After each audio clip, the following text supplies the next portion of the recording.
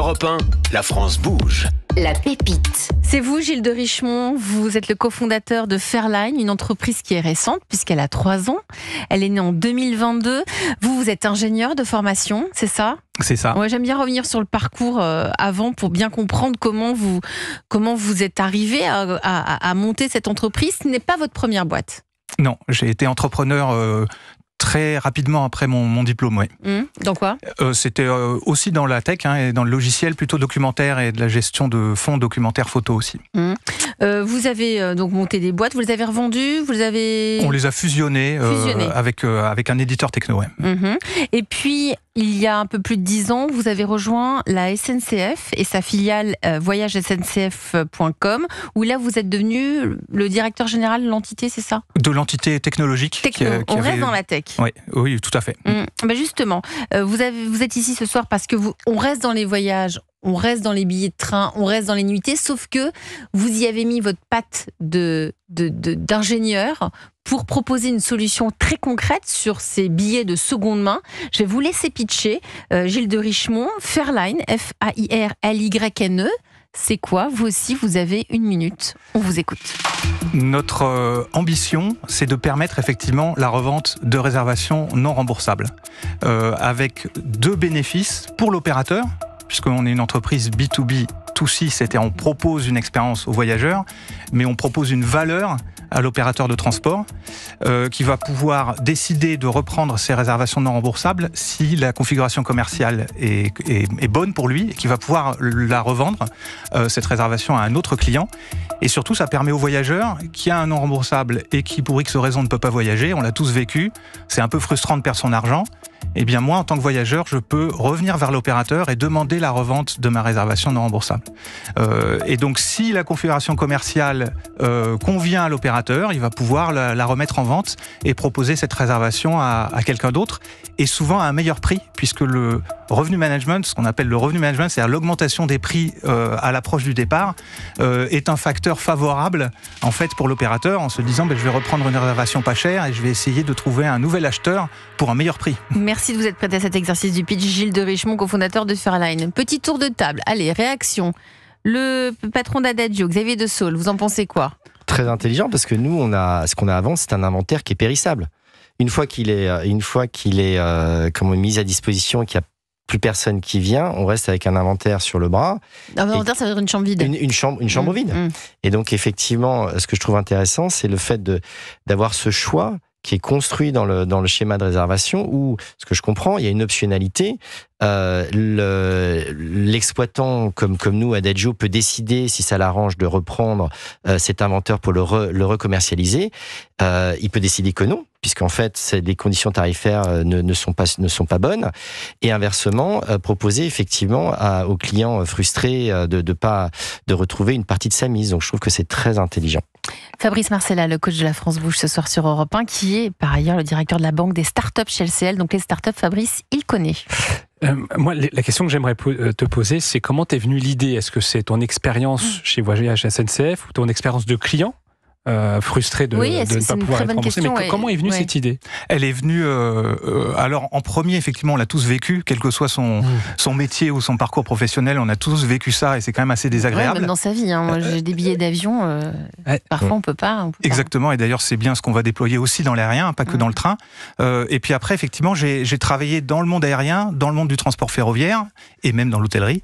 Et donc j'ai bien vu en fait le côté dommage d'avoir un avion ou un train qui part avec des sièges vides alors qu'il y a des gens à qui on dit que le train ou l'avion est plein. C'est quand même très dommage de laisser partir une capacité de transport vide alors qu'elle a une grosse valeur, puisque justement il y a beaucoup de demandes. C'est le même sujet sur des places de Roland-Garros, je crois, en ce moment. C'est autre chose. Mais donc il y a vraiment une conjonction d'intérêts assez fréquente, plus fréquente qu'on croit, entre l'opérateur qui cherche quand même à évidemment optimiser ses revenus et le client qu'on peut en plus fidéliser, puisque nos clients, les opérateurs de transport, en général compensent le vendeur avec un bon d'achat et pas forcément du remboursement en numéraire. Et donc ce bon d'achat, ça permet de fidéliser le client qui reviendra pour un prochain voyage. Et donc vraiment tout le monde est gagnant. Vous voulez ajouter quelque chose, Franck Leroux ?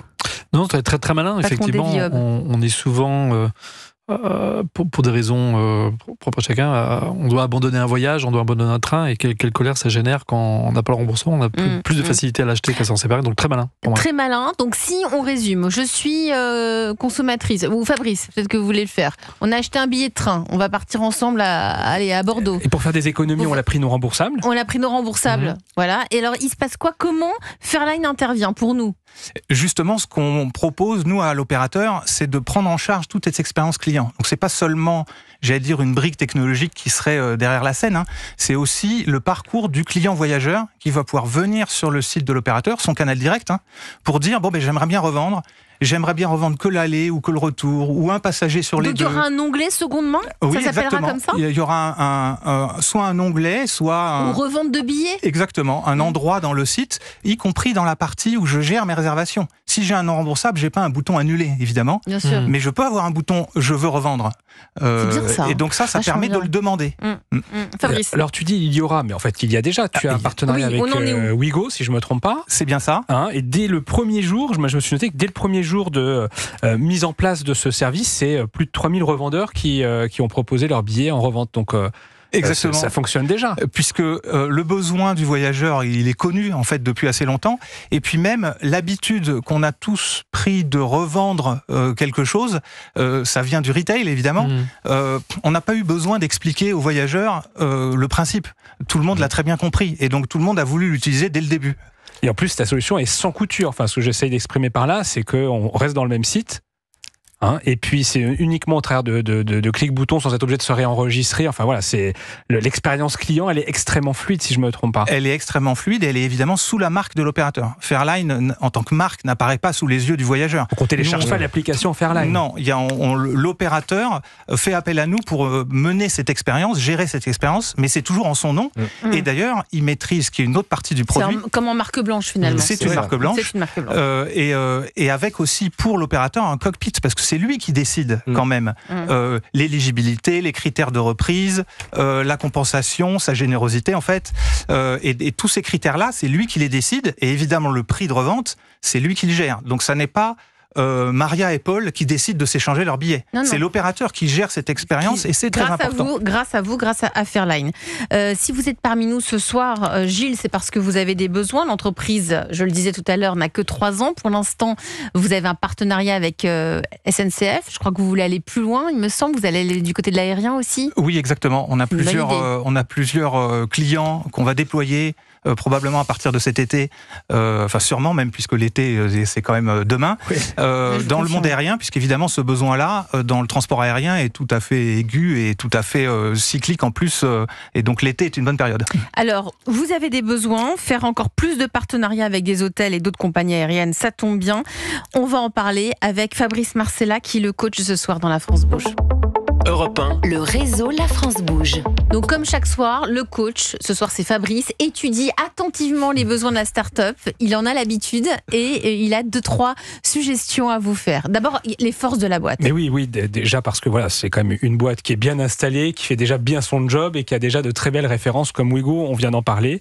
Ce que j'ai trouvé très intéressant, c'est aussi la solidité de l'équipe qui connaît très bien son secteur, qui connaît très bien la tech, ça c'est un élément important. Autre élément de différenciation, je trouve, c'est le fait d'être en marque blanche. Ça rassure à mon avis les marques de garder les données de ses clients pour avoir des opérations marketing qui vont lui être spécifiques. Autre élément intéressant, c'est que tout le monde y gagne dans ce que tu proposes.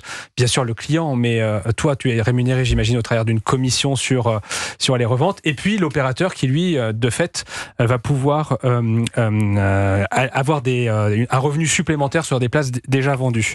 Donc ça, pas mal de points forts. On est déjà bien parti en à peine 3 ans. Autre élément que j'ai trouvé aussi intéressant, je vais souvent regarder moi le site internet des startups pour voir si elles y prennent soin. Alors, toi, tu n'as rien à vendre en tant que tel sur ton site internet, puisque comme on l'a dit, on passe par des opérateurs. C'est du B2B2C. Mais il est extrêmement bien fait, il est minimaliste, clair et efficace, donc bravo déjà aussi sur ce point-là. Les points d'attention que j'ai notés, le risque de dépendance à n'avoir qu'un seul client, mais bon, quand on est une startup, on démarre et on a bien vu que tu cherches à aller sur de nouveaux secteurs. Après, est-ce que la législation aérienne peut évoluer et contraindre ou pas le business qui est le tien? Ça, je ne le maîtrise pas bien, mais est-ce que c'est peut-être un risque, en tout cas, que tu as sûrement anticipé? L'expansion à l'international nécessitera sûrement également de prendre en compte une réglementation qui est sûrement différente de la nôtre. Et je me suis noté un dernier point, c'est est-ce qu'un Wigo, par exemple, ou un autre opérateur n'aurait pas intérêt peut-être te racheter, tant mieux pour toi, ou redévelopper la solution en interne. Donc ça, c'est aussi un risque. Et je ne sais pas comment on se prémunit contre ça. Alors, oui, est-ce que ça j'imagine que vous avez déposé, je sais pas, un brevet, il y a quelque chose dans le monde logiciel, c'est toujours la même chose. L'intérêt de faire appel à un éditeur logiciel, c'est de ne pas payer le développement du logiciel et de le répartir sur tous les clients de ce logiciel. Non seulement en termes de coûts, mais aussi en termes de compétences. Se constituer une équipe de delivery qui va pouvoir faire un bon produit qui marche, c'est pas que une histoire de code, c'est aussi une histoire fonctionnelle, une histoire de positionnement et de bon parcours client. Donc j'allais dire, un très gros opérateur, il y a des opérateurs aériens qui font beaucoup de choses eux-mêmes, il n'est pas exclu qu'ils puissent le faire eux-mêmes. Mais à la limite, un très gros qui ferait comme nous aidera aussi à éduquer le marché ou enfin à faire connaître l'offre et ça nous arrangerait limite. Bon, donc plus il y en a, mieux c'est, finalement. Exactement. Et effectivement, il faut encore évangéliser le marché. Je crois que c'est un de tes enjeux actuellement. Alors, je me suis noté, moi, deux éléments sur lesquels je pouvais t'accompagner ou ouvrir mon réseau. Le premier, le jour où tu auras besoin, en tout cas, d'accélérer et de financer ton expansion à l'international, je serai naturellement à tes côtés pour t'accompagner et te conseiller. Et le deuxième élément, c'est comment faire pour ouvrir des chaînes hôtelières. Déjà, il faut entrer en contact avec les bonnes personnes. Et j'ai compris que la taille de ces chaînes hôtelières, c'est plutôt une taille moyenne de chaînes hôtelières qui peuvent démarrer avec toi. Et donc, j'ai la chance d'être dans un grand groupe qui s'appelle LCL et qui a parmi ses clients 50% des ETI françaises, dont une spécificité sur ce secteur-là. Et ce que je te propose donc, c'est de rencontrer le banquier conseil qui lui-même a des clients qui seraient en mesure de te présenter pour accélérer. Ça serait top. Voilà, c'est la France Bouge. On est en relation les uns avec les autres. Xavier Dessau, le patron d'Adagio, je crois que vous vouliez ajouter quelque chose. Oui, alors, même chose. D'abord une réflexion, une question. La première réflexion, c'est que plus ton panier moyen est gros, plus effectivement il est impliquant. Et donc sur du no-flex ou par exemple chez Adagio, tu achètes un appartement pour aller y séjourner 28 jours.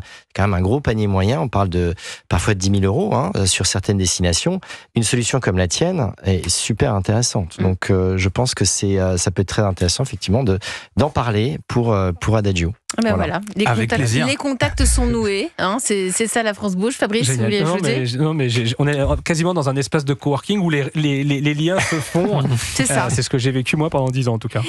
Vous restez avec nous autour de la table de la France Bouge. On va écouter encore. Il y aura encore d'autres conseils, coach Fabrice ? Non, c'est bon pour moi. C'est bon pour vous, pour toi. On va prendre des nouvelles de Heavy Hub dans un instant. Cette start-up qui redonne vie aux hôtels abandonnés, surtout en zone rurale. Et puis on passera un petit coup de fil au fondateur de Toulib. Toulib, c'est une entreprise qui est née à Dijon en 2017 et qui propose des véhicules, du matériel et des logements. Des logements adaptés aux personnes en situation de handicap. Ce sera juste après une pause en musique. On écoute Madness Our House sur Europe 1. Moi, j'avais une question.